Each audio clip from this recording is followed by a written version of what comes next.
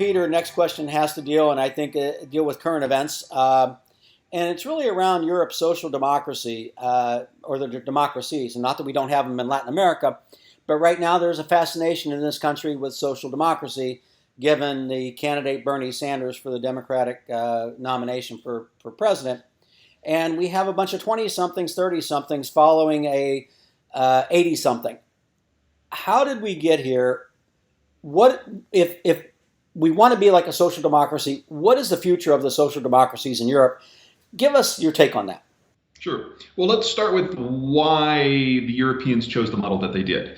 World War I and World War II absolutely devastated the imperial system, which was headquartered in Europe, and wiped out the entire business, cultural, and political class. So they had to start from scratch in 1946.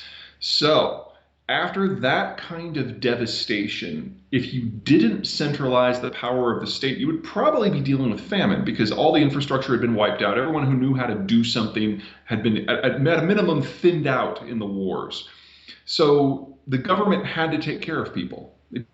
Now, normally that would have not worked, but there was a second factor in play, and that was the Americans.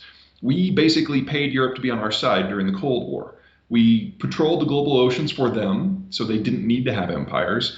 We cracked open our own market for them, so they didn't have to have captive markets somewhere. And we allowed them to import energy and raw materials and export finished goods and basically export their way back to being first world countries. The social democratic model would not have worked without that de facto subsidization in terms of security, imports, and exports. So in a way, the United States had basically paid for this model to work. Play that forward to the 1980s and 1990s. From World War II until about the 1980s, you had massive urbanization throughout all of Europe. Well, when you urbanize, you live in smaller footprints and you have fewer children. So the populations of Europe started to age pretty dramatically, and if you fast forward today, you have these huge bulges in the population structure of all the European countries in their 50s and early 60s. They're on the very edge of retirement, which means they're the most capital rich that they've ever been, which means that they're earning the most that they ever have, which means the government tax take are the most that they've ever had, which means their social welfare model is the richest it has ever been. So those three factors, the war, the Americans, and population structure, is what has allowed this to work. Well, the Americans are leaving, and because there aren't a lot of Europeans in their 20s and 30s, the economic model is going to collapse because they won't be able to import and export.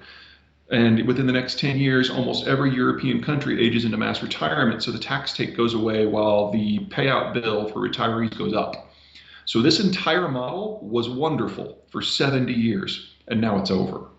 And the Europeans are going to be facing broad-scale economic collapse over the course of the next 10 to 15 years, regardless of what happens globally. So that's kind of that piece. If you're talking about the United States and the rise of Sanders, let me start with the punchline here. He's never going to be president. I mean, this is a guy who has sponsored 300-some pieces of legislation in Congress. Only 3 have passed, and 2 of those were about renaming a post office. So this is not a guy with any record of achieving anything anywhere under any circumstances. And this is a guy who has absolutely no political allies in the Senate. So this is who's going to go up against Trump. I mean, honestly, the commercials against him write themselves. This is a guy who took his honeymoon in the Soviet Union and turned it into an anti-American propaganda ad. I mean, all you have to do is show unedited footage of everything that he's done the last 40 years, and it's going to be a landslide, and it's going to cost the Democrats the House of Representatives. Now, we're not sure that he's going to be the nominee yet. We still have some time, but we're going to get a really, really good look at this on Super Tuesday, which is March 3rd, which I believe is the date that this is coming out. So, we'll have some clarity then. But this is the last cycle that he's going to participate in, and he's not going to win, no matter how this goes down.